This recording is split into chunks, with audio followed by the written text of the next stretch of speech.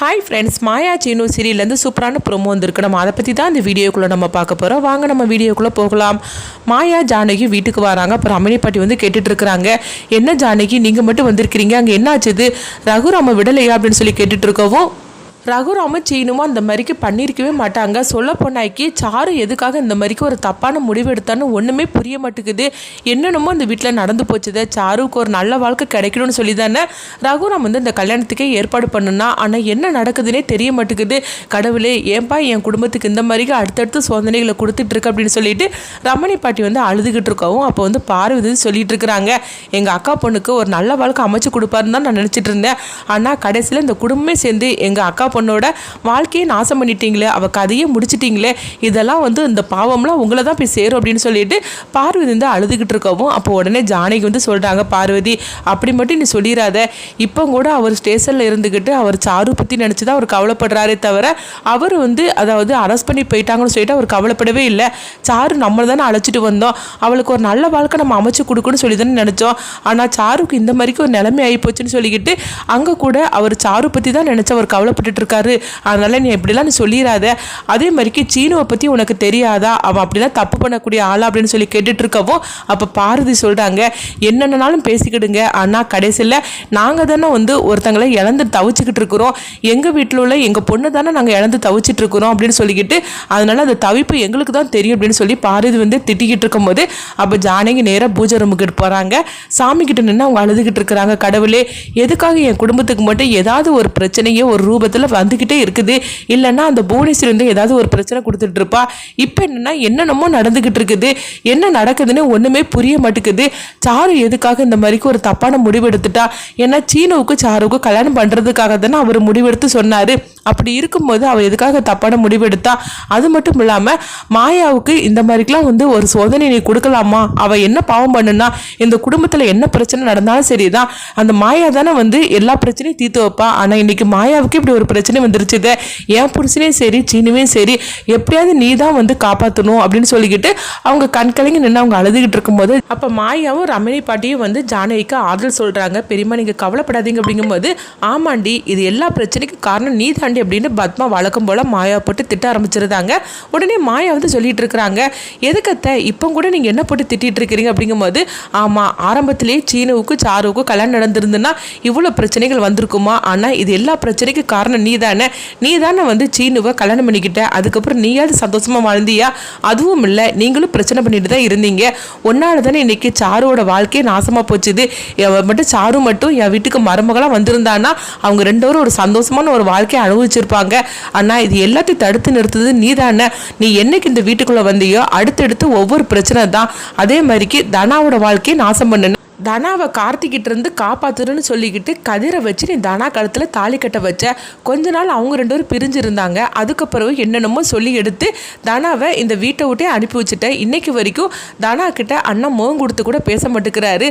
ஆக மொத்தத்தில் நீ என்னைக்கு இந்த குடும்பத்துக்கு வந்தியோ அன்னையிலேருந்து பிரச்சனை தான் ஆரம்பம் அப்படின்னு சொல்லிட்டு இருக்கவும், உடனே வந்து ஜானகி சொல்லிட்டு இருக்கிறாங்க, ஏன் பத்மா நீ இப்படிலாம் பேசிக்கிட்டு இருக்கிற?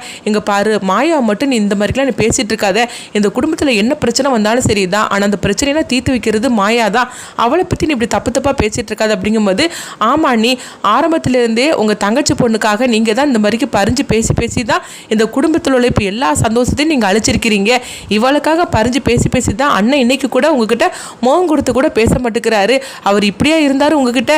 இவ வரதுக்கு முன்னாடி வரைக்கும் அண்ணன் உங்ககிட்ட எவ்வளோ பாசமாக இருந்தார். ஆனால் இப்போ என்னென்னா உங்ககிட்ட கூட ஒரு முகம் கொடுத்து கூட சரியாக பேசுறது கிடையாது. தனாவையும் ஒதுக்கி வச்சிருக்கிறாரு. இது எல்லா பிரச்சனைக்கு காரணம் இவா தானே, இவளால் தான் இன்னைக்கு இவ்வளோ தூரம் பிரச்சனை அப்படின்னு சொல்லிக்கிட்டு இருக்கவும், அப்போ மாயா வந்து ஆள ஆரம்பிச்சிருந்தாங்க. அப்போ ஜானகி வந்து, இங்கே பாரு பத்மா, தயவு செய்து நீ கொஞ்சம் பேசாமல் அமைதியாயிரு. நானே வந்து எப்படி அவரையும் சீனுவையும் வெளியே அழைச்சிட்டு வருதுன்னு தெரியலன்னு சொல்லிக்கிட்டு நாங்களே தவிச்சிட்டு இருக்கிறோம். அது மட்டும் இல்லாமல் சாரும் இந்த மாதிரிக்கு ஒரு தப்பான முடிவு எடுத்துட்டா இப்படின்னு சொல்லிக்கிட்டு நாங்களே வந்து எல்லா பிரச்சனையும் மாட்டி தவிச்சிட்டு இருக்கிறோம். நீ இப்படி பேசிட்டு இருக்கிற அப்படிங்கும்போது, இங்கே பாருங்க, அப்போ வந்து எனக்கு மட்டும் பிரச்சனை இல்லைன்னு சொல்லி நினச்சிட்டு இருக்கிறீங்களா என்ன? உள்ளே இருக்குது என் பையனாக்கும், என் பையனை தான் உள்ள தூக்கி வச்சிருக்கிறாங்க. அதுக்கு காரணம் இவ தானே.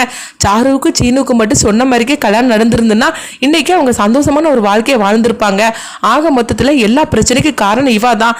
அதனால இவளை பட்டு நீங்க பேசிட்டு இருக்காதீங்க, இவளுக்காக நீங்க எதுவும் பேசாதீங்க. பார்வதி வா, நம்ம போய் அங்கே போய் பார்க்கலாம். சாரு இந்த மாதிரிக்கு ஒரு தப்பான முடிவெடுத்ததுக்கு இவங்களாம் தானே காரணம். வா நம்ம போகலாம். அங்கே உங்கள் மாமாவும் உங்கள் அக்காவும் என்ன பாடுபடுதாங்களோ தெரியல. அவங்களுக்கு ஆறுதல் கூட நம்ம வந்து எந்த முகத்தை வச்சு சொல்லதுக்குன்னே எனக்கு தெரிய மாட்டேங்குது.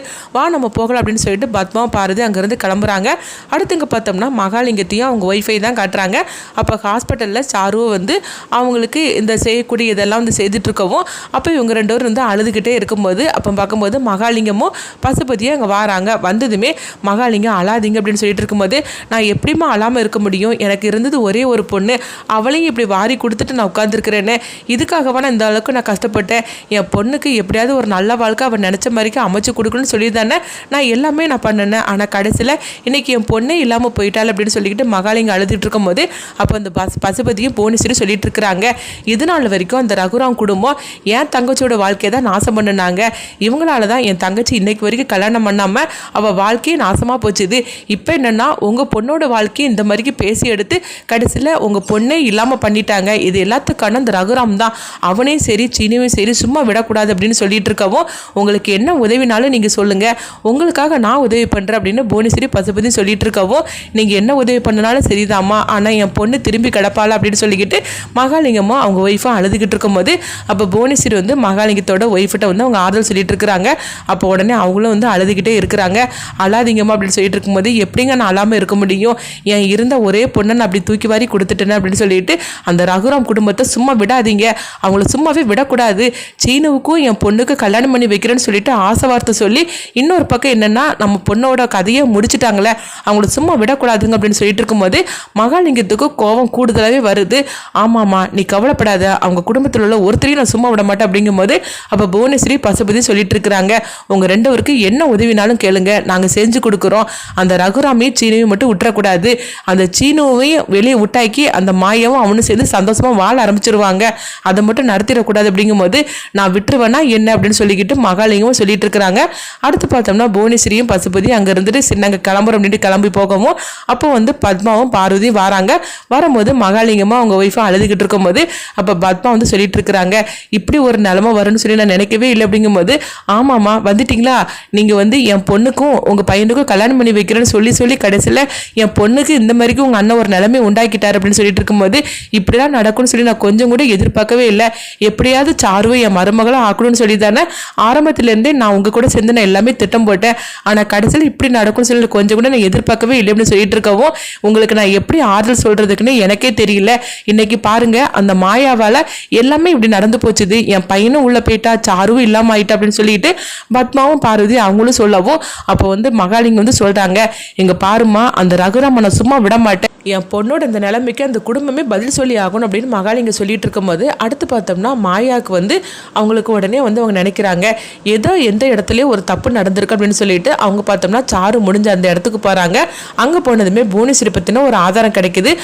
அவங்களுடைய ஒரு பொருளை வந்து அவங்க விட்டுட்டு போயிருக்கிறாங்க. அதை பார்த்ததுமே இது புவனேஸ்வரிக்குள்ளதாச்சு அப்படின்னு சொல்லிட்டு மாயாவுக்கு சந்தேகம் வருவோம். அடுத்து பார்த்தோம்னா நேராக அவங்க போலீஸ் ஸ்டேஷனுக்கு போகிறாங்க. அங்கே போனதுமே வந்து மாயா வந்து சொல்லிட்டு இருக்கிறாங்க, இந்த மாதிரிக்கு சாருவோட நிலைமை வந்து அவளே முடிச்சுக்கிட்டல, அவளை யாரோ முடிச்சு வச்சிருக்கிறாங்க, அந்த இடத்துல இந்த கடந்துக்கு பாருங்க அப்படின்னு சொல்லிட்டு இந்த பொருளை எடுத்து கொடுக்கவும் இதை பார்த்ததுமே அவங்களும் சந்தேகப்பட ஆரம்பிச்சிருந்தாங்க. என்னம்மா சொல்லிட்டு இருக்கிறீங்க அப்படிங்கும்போது உடனே மாயா சொல்கிறாங்க, இதுக்கெல்லாம் வந்து விடை கிடைக்கணும்னா அப்போ சாருவோட ரிப்போர்ட் வந்தால் தான் தெரியும். கண்டிப்பாக வந்து சாருவோட ரிப்போர்ட் வந்தாக்கி ஒரு பெரிய அதிர்ச்சி நம்மளுக்கு காத்துட்டு இருக்கு அப்படிங்கிறாங்க. அடுத்ததான் என்ன நடக்க போகுதுன்னு சொல்லிட்டு நம்மளும் வெயிட் பண்ணி பார்க்கலாம்.